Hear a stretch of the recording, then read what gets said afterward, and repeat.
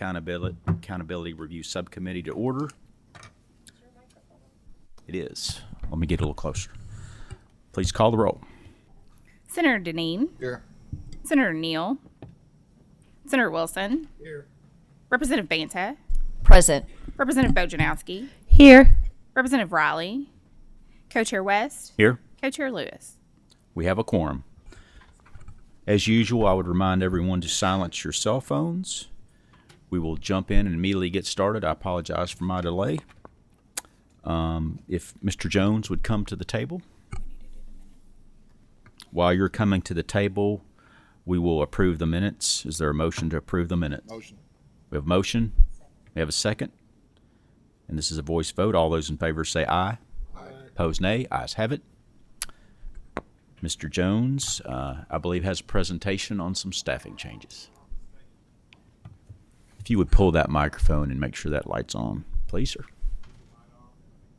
No. Not yet. There it is. There Okay, you go. Thank you. Yes.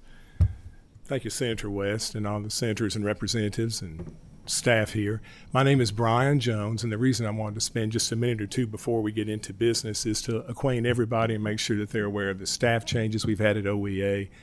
Marcia Styler has left as the Deputy Director of OEA, and so I'm now the Acting Deputy Director. I'm also going to retain my position as Investigations Division Manager. You all are familiar with Dr. Bart Ligori. Dr. Ligori took another position with LRC, and so that left a vacancy at OEA, and Dr. Deborah Nelson is now going to be the Research Division Manager. So the faces are the same, but the positions have changed. I just wanted to make sure that the committee was aware of that. So having said that, I'm going to turn this over to Dr. Nelson. She can introduce herself, and Ms. Cummins and Ms. Stevens, and they can give you the excellent report they have on governance models and interventions. Thank you.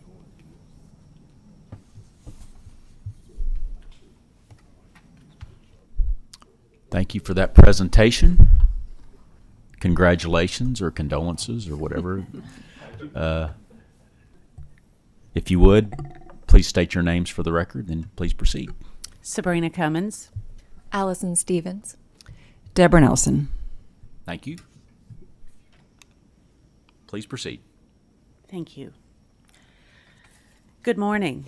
This study reviews school district governance models in Kentucky and all states. It also reports effects of state interventions and other policies that have changed district governance. The study reviews governance laws in Kentucky and the nation, as well as research and media reports. It provides context for understanding local district governance in the Commonwealth.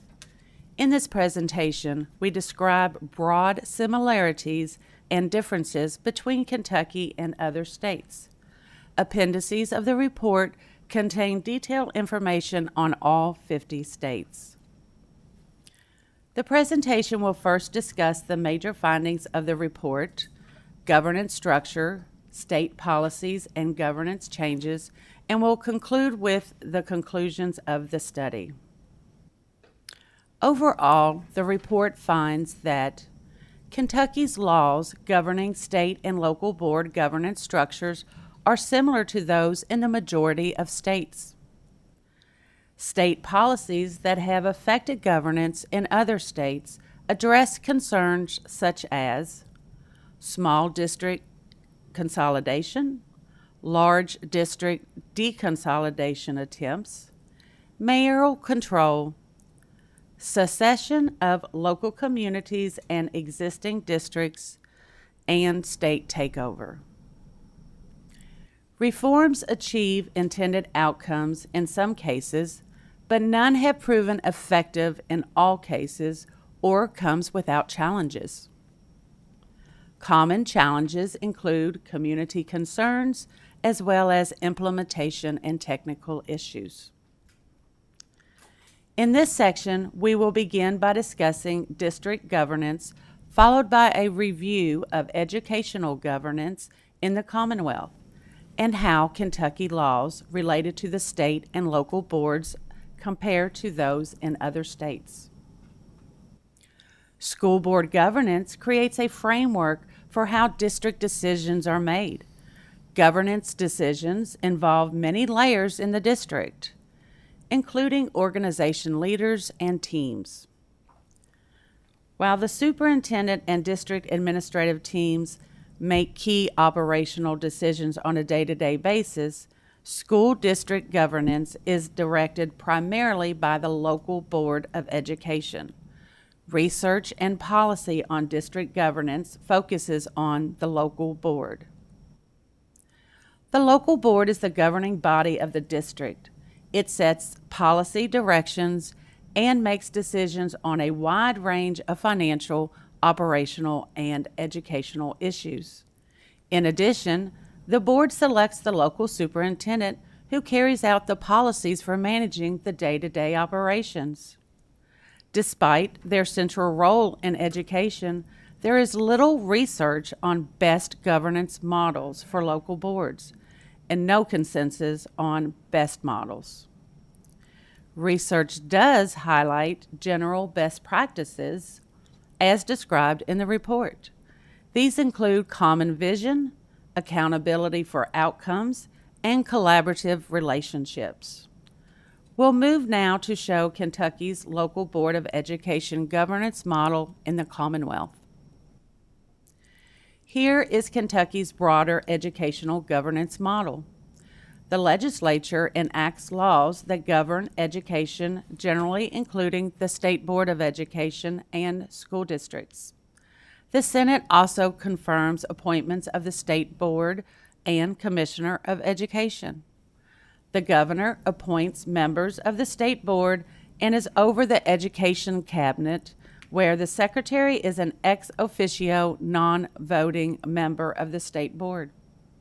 While the Department of Education falls under the Education and Labor Cabinet, the day-to-day operations are overseen by the Commissioner of Education. Under the State Board is the Commissioner and the Department of Education, followed by local boards of education. As described earlier, these boards are the primary governing bodies of local districts and have wide-ranging duties. School principals are the administrators and instructional leaders of the schools. In Kentucky, we also have school-based decision-making councils that are responsible for setting policies that are consistent with district policies. As will be shown in the next slide, charter schools are governed differently than the traditional schools shown on this slide. However, let me remind you, while we have governance laws on charter schools, we currently do not have any charter schools in Kentucky. Similar to charter schools nationally, a Kentucky charter school would not be governed directly by the local board, but instead by contracts with charter school authorizers, and on a day-to-day basis by governing boards. A charter school authorizer is an entity that has the power to approve the charter school, allowing it to open, and also has the power to shut it down. Charter school authorizers in Kentucky are the local school boards in most counties, but can also be local board collaboratives and mayors. Governing board requirements are set by authorizing contracts, but must contain at least 2 parents of charter school students and members that have collective expertise in a variety of areas. Next, we will compare Kentucky state and local board governance laws to those in other states. Kentucky is similar to most states in state board members' selection and terms. As shown, there are 32 states like Kentucky in which the governor appoints the state board members. The governor's selection is often subject to additional requirements. For example, many states, like Kentucky, require confirmation from another body. In Kentucky, the Senate confirms board members.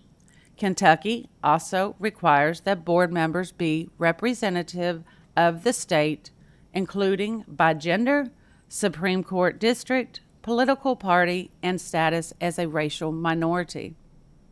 In states that do not have governor-appointed board members, Members are elected or are a mix of elected and appointed. Kentucky State Board members serve 4-year terms, like half of the other states in the U.S. Terms in other states range from a low of 3 to a high of 9 years. The number of voting members varies, more among states ranging from a low of 7 to a high of 21. Kentucky has 11 voting members, which puts it in the range similar to 15 other states, which range from 10 to 14. Like Kentucky, many states include non-voting members. As in Kentucky, local board members in the majority of states are locally elected. In 8 states, board members can be elected or appointed. For example, in some large cities, mayors appoint some or all board members. As in the half of the states, the term set for local board members in Kentucky is up to 4 years. In other states, terms range from a low of 3 to a high of 6 years. In most states, as in Kentucky, the number of local school board members varies by district type. In Kentucky, local boards have 5 members, but Jefferson County has 7. In other states, variation in the number of board members by district can be based on the size or type of district. The report goes into more detail on selection of state superintendent commissioners and local board chairs. At this time, I will turn the presentation over to Allison, who will discuss state policies and governance concerns. Thank you, Sabrina. I will be covering state policies that have changed district governance. They fall into 2 broad groups, those that change district size and those that change board authority. First, those that change district size. Research shows that very small districts are less efficient and more costly to operate due to factors beyond administrators' control. For example, fixed costs, such as buildings and administrator salaries, are spread over a smaller number of students. In addition, students in some very small districts may lack access to the range of educational resources found in larger districts. However, research is unclear about the point at which the benefits of increasing district size begin to diminish. Most researchers agree, however, that districts of 1,000 students or fewer can be considered small. 15 states have laws incentivizing small districts to consolidate, and a few, such as Arkansas and Maine, have mandated consolidation in some cases. Kentucky permits consolidation but does not incentivize or mandate it. U.S. school districts have been trending towards consolidation for many years. This graph shows that between 1980 and 2010, the number of districts in the United States declined steadily. This trend is explained largely by decreases in the number of very small districts with fewer than 300 students. After 2010, this trend toward consolidation slowed. Decades of research on consolidation have highlighted both advantages and disadvantages. Consolidation may result in financial benefits, expanded student access to curricular opportunities and other resources, and more opportunities for teacher support. However, consolidation may result in short-term cost increases, such as capital spending on new buildings. In addition, it can reduce connections between students and staff and reduce parental involvement. Increased distances between schools and students' homes can increase transportation costs. States that have mandated consolidation have met strong community resistance. Now we'll move on to secession. Over half of states have secession laws. Kentucky does not. Secession laws vary in permissiveness. For example, Alabama, Arkansas, and Tennessee only require voters in the seceding district to approve it, whereas most other states require approval from voters in the district left behind, the state, or both. Since 2000, roughly 40 districts have seceded, and nearly as many have tried and failed. Gardendale, Alabama, for example, failed to secede due in part to a court ruling that its secession effort had a discriminatory intent. Secession creates smaller districts that may be more responsive to local needs, but has resulted in more racially and economically segregated districts. As the report notes, Secession does not necessarily affect segregation among schools. We'll look now at concerns of some policymakers and stakeholders about large districts. Some stakeholders believe that large districts are not responsive to the needs of individual students or families. Critics of large districts have also claimed that board elections are more likely to be influenced by organized special interest groups, such as teachers' unions, than elections in smaller districts. Large districts also tend to have lower academic achievement than the states in which they are located, raising concerns about district effectiveness. But it's difficult to determine whether low achievement reflects district practices or the student population within large districts. As noted in the report, one recent study suggests that, on average, large city schools may not be performing below what would be expected given their student populations. I will now describe two policy initiatives aimed specifically at addressing concerns about large districts: deconsolidation, or breaking up of large districts, and mayoral control. I'll begin with deconsolidation. Lawmakers in other states have proposed bills to deconsolidate large districts or to study deconsolidation. For example, in Clark County, Nevada, deconsolidation efforts have been ongoing since 1997. The most recent legislative action in 2017 focused on increasing local decision-making related to budgets and staffing within Clark County. Disputes and challenges related to implementation of that legislation have been ongoing. In Omaha, legislation mandating deconsolidation passed in 2006, but was later repealed.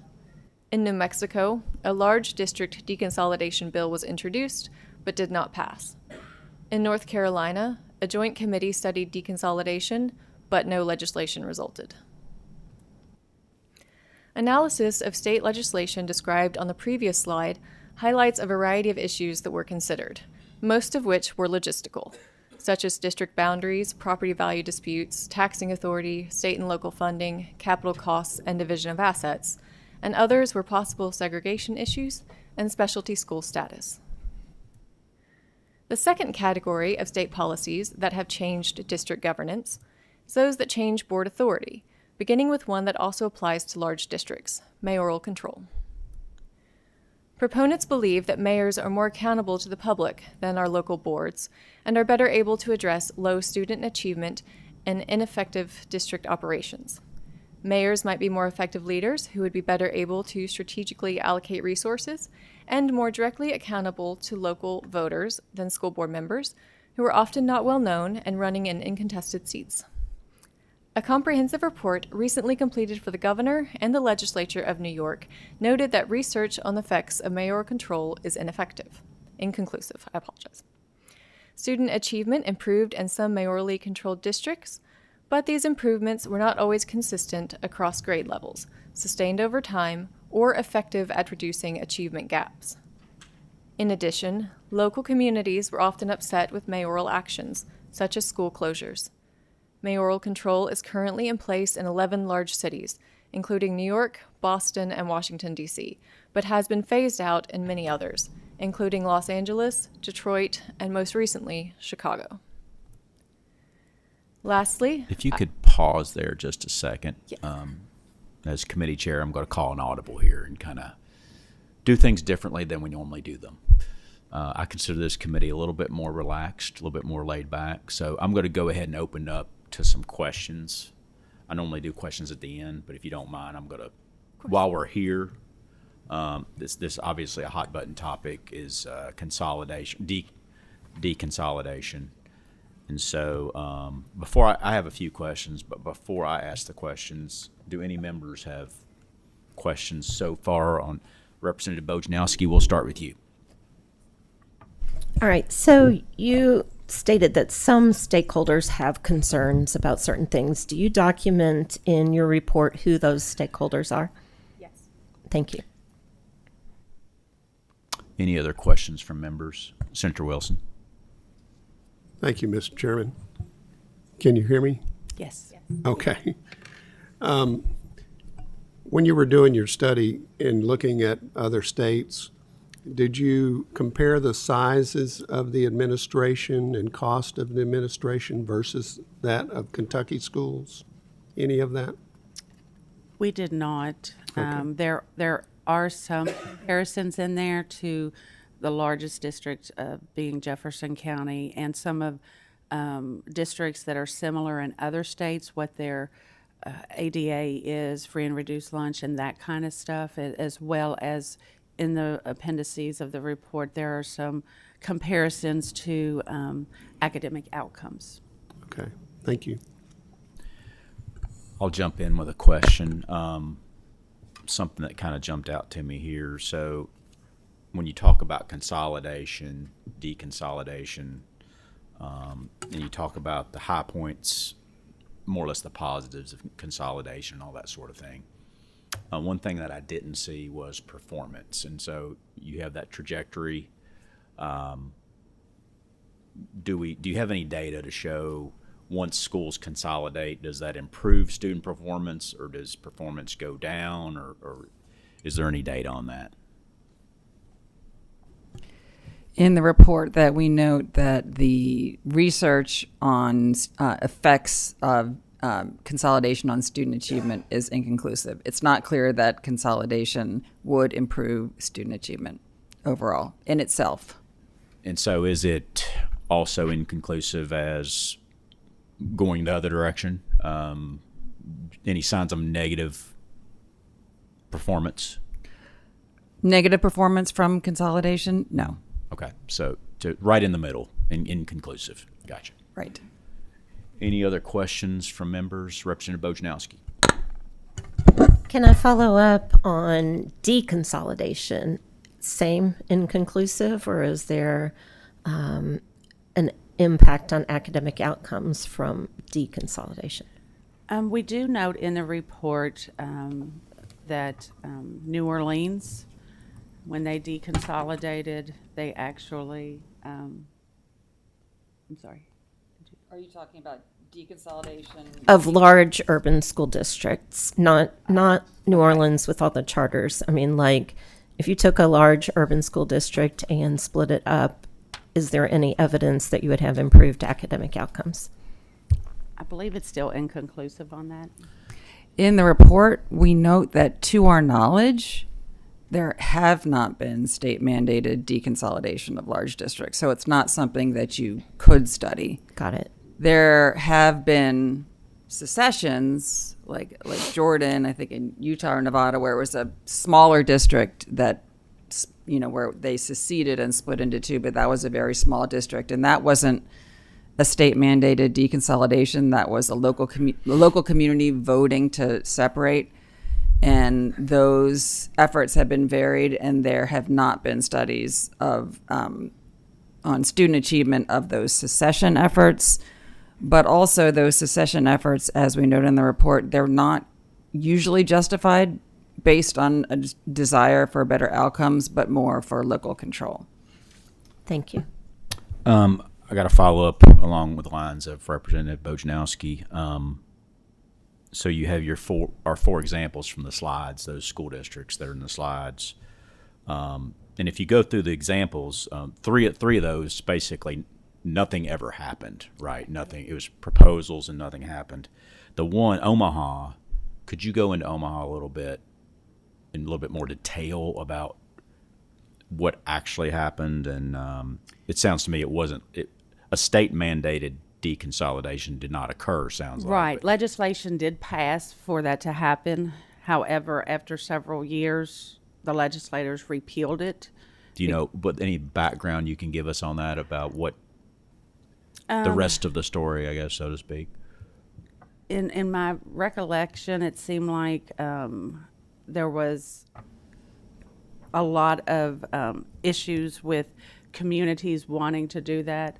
So I believe what they did is, At the end of the day, did they kind of hammer out an agreement where Yes. they They came to an agreement came and to an agreed agreement not to do and agreed not to do it. Got That it. is correct. So in essence, deconsolidation really never occurred there as well. It did not. So other than these four, to your point earlier, we have nothing to look at, right? We have no data we can point to for deconsolidation. In the Not case for of mandated. JCPS, for us as a state, we don't have a lot to go on, really, is what you're telling us. Representative, did you have a question? Banta, Ms. Representative Banta, please proceed. The larger districts, rather than deconsolidating, did they do anything to regionalize their district so that, you know, this group of people is in charge of this end of the school district so that they're more responsive to parents? Did they do anything like that to kind of, that's, because I kind of think that's the answer to, rather than. Remember what state it was. I can take this one. In Okay. Clark County, Nevada, that after many years of attempting to deconsolidate, that was the legislation that was passed. There was legislation that did try to introduce some regional control within the district, and that had to do with financing and also had to do with staffing. Just from memory, it was mandating, I don't know if it was 75% or 85% of funds go from the district, you know, from the larger district to these regional districts, and that there would be more authority. There have been a lot of challenges with implementation of that, two that I'm just familiar with off the top of my head. One was what counts in the 85%, the district wanting to say, well, this thing, you know, is for everybody, so it doesn't count in the 85%. So there's been a lot of back and forth about that. And then also with some issues over whether the desire to hire or not hire certain staff, how that intersected with the board's contract with the teacher union. So yes, there have been efforts. They have been messy, and challenges are ongoing. Also, I believe in Omaha, when the deconsolidation failed, they did band together to try and do some kind of regional funding of group efforts, and that also over time was walked back. Okay. Follow up, Chairman? Follow up? Okay. So when I said regional, they even had separate boards? Because that's really not what I was. I'm sorry, I didn't mean to say that. The regional was to do with more funding going to, and I don't know what the unit was within Clark County. I could send you the information if you would like. No, it was not local boards, it was local areas. And I'm not sure what the unit was, where the funding would go to, but there was supposed to be more control, certainly at the building level. Okay. Over funds and over personnel. Okay. And that was sort of the intent of the legislation, and implementation of that has been challenging and ongoing. Okay. Thank you. Senator Denny. Apparently this was the right place to stop. It was. It was a good stopping place. On one of your slides, the secession laws and effects, it says that 28 states have secession laws. Kentucky does not. Of those 28 states that have secession laws, do you have a group of those states that have been successful in this endeavor, and how they're ranked by number of secessions in those states? Or do you have any data that we can kind of look at in that regard? Is there one state or a group of states that have participated in this practice more than others that we can kind of look at that might give us some data if we were to look at secession? Senator Deneen, that is in the report. We list the states that have had the most districts to secede. I don't want to cite it off the top of my So head. let's go in an upcoming. Yeah, I know information. that they are. Yeah, no, it is. We'll find it for you. Just I'm looking at slide 17, and it says that there were 28 states that have secession laws. right. It It's on says page 31, Deb. Okay. maybe 3 of them require seceding districts and voter approval. I was just wondering if there was some states that this practice took place in more than others that provided us any data. Go ahead, read it. Just for everyone on the committee, we got the page 31 in the report itself. Yes. Is where that information is. Thank you. Yes, so on page 31, you'll see that 36 districts were located in Alabama, Arkansas, Maine, Massachusetts, New Hampshire, Tennessee, and Utah. And in Shelby County, Tennessee, there were 6 suburban districts that seceded from Memphis-Shelby County schools in 2014. Thank you.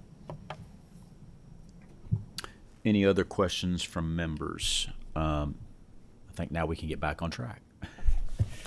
Please proceed if you can remember where you left off. I remember. Oh, there we go.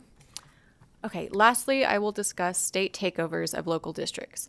State takeovers are independent of district size, though districts that are taken over as a group tend to be larger. State takeovers occur when state departments of education act on their legal authority to remove decision-making functions and authority from local leaders and transfer it to individuals or entities that can include state officials, mayors, a receiver, or a management organization. As of 2021, 34 states, including Kentucky, had laws permitting state takeovers. Most state takeovers are initiated for financial reasons, and about half are for academic reasons. Other reasons include mismanagement or noncompliance. Research analyzing many years of state takeovers across the nation show that, on average, state takeovers may improve some aspects of district financial health. Researchers hypothesize that improvements may be associated in part with state bailout funding. It's unclear whether state takeovers increase districts' fiscal efficiency. State takeovers are not associated with increased academic performance. While student achievement improved after state takeovers in some districts, it declined or did not change in others. The full report provides case studies of the state takeover currently being undertaken in Houston, Texas, Tennessee's efforts to take over management of low-performing schools, and the state takeover that occurred in New Orleans following Hurricane Katrina. Academic effects vary among these districts, though they have experienced some common challenges, including teacher protests, community concerns, and some lawsuits. I will now turn the presentation back over to Sabrina to conclude the report.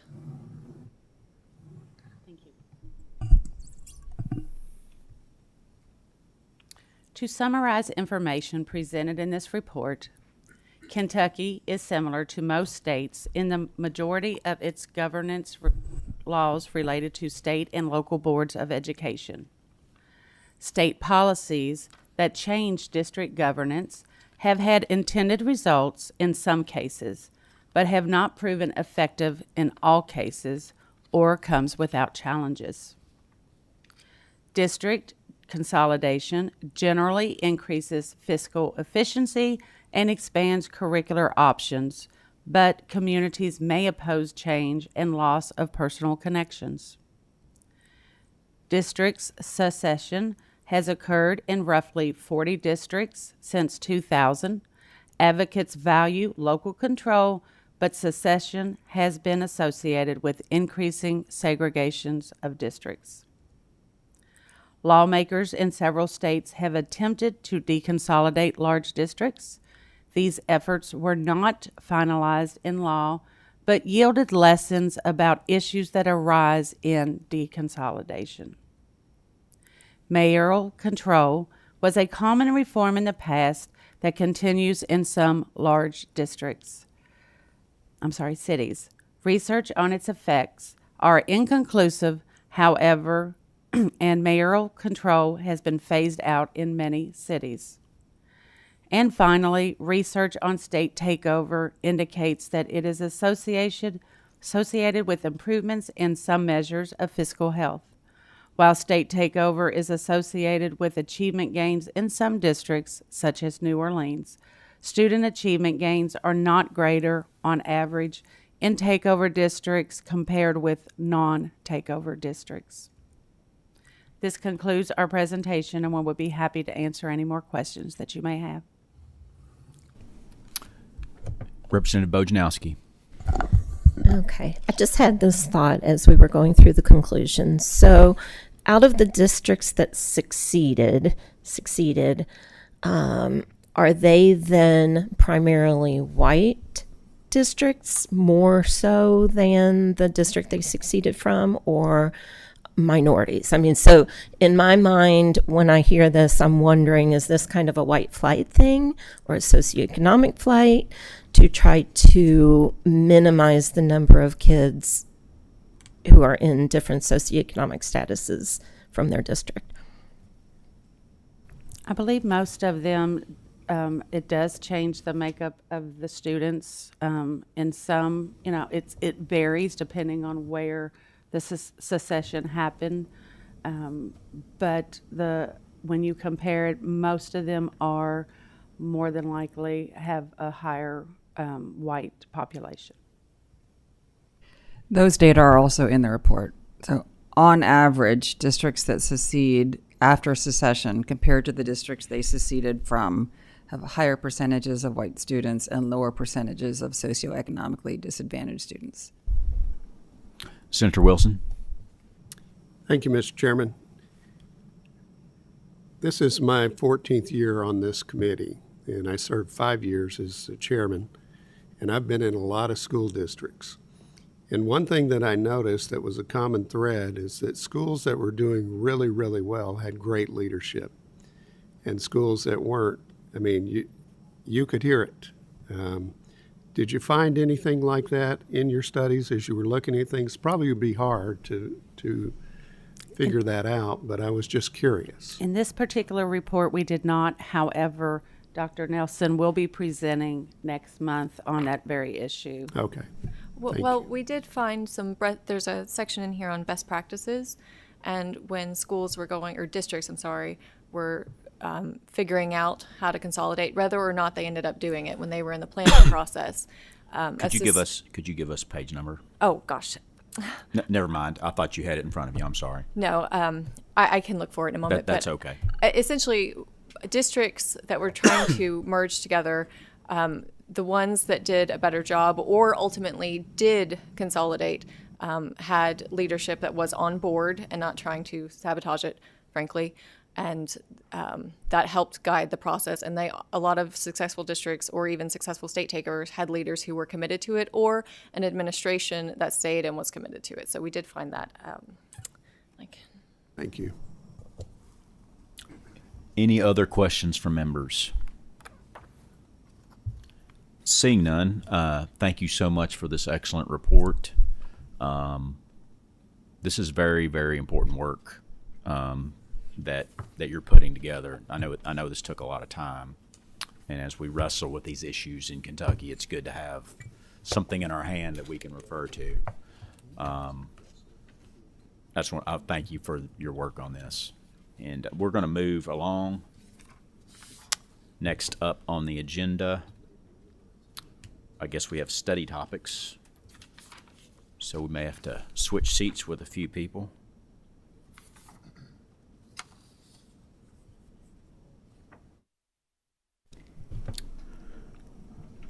Whenever you guys are settled, the floor is yours.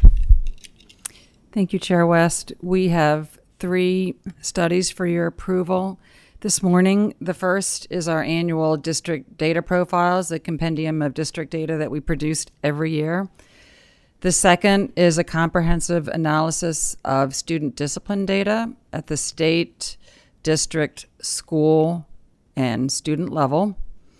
And the final one is an examination of the funding, policies, and students served in Kentucky's 5 early childhood regional training centers.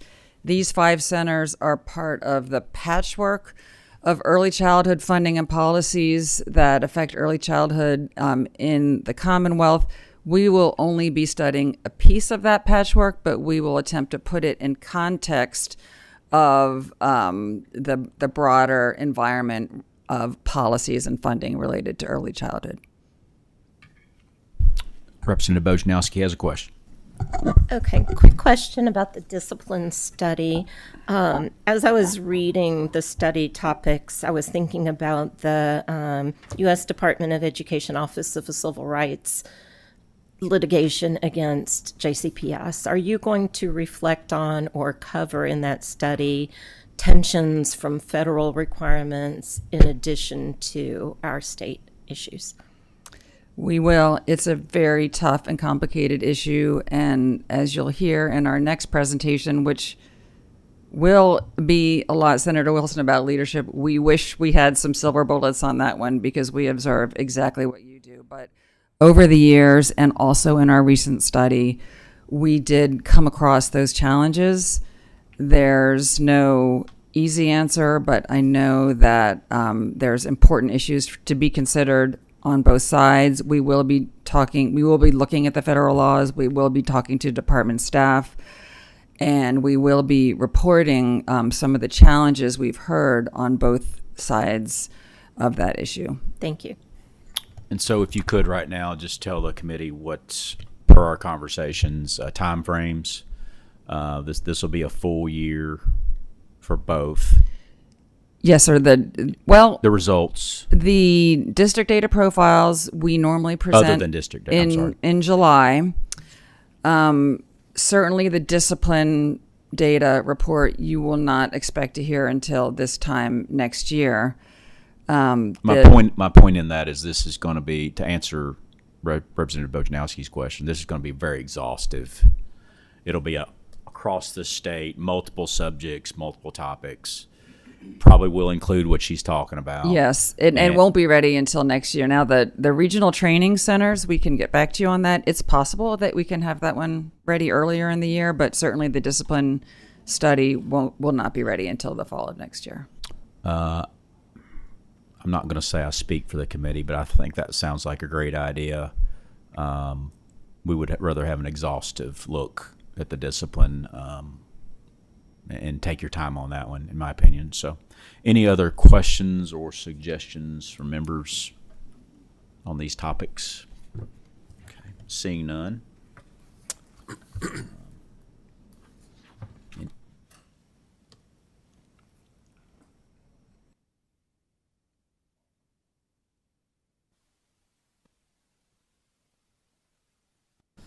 Okay, seeing no questions, we do need to vote on subject matter topics. So I would make the motion at this time that we as a committee approve all three of the committee or all three of the OEA topics mentioned: the data profiles, the analysis of student discipline, and the childhood regional training centers. I would make that motion. Do I have a second? We have a second. This is a voice vote. All those in favor of these three topics being studied by OEA signify by saying aye. All opposed, no. Ayes have it. Those are our subjects for next year.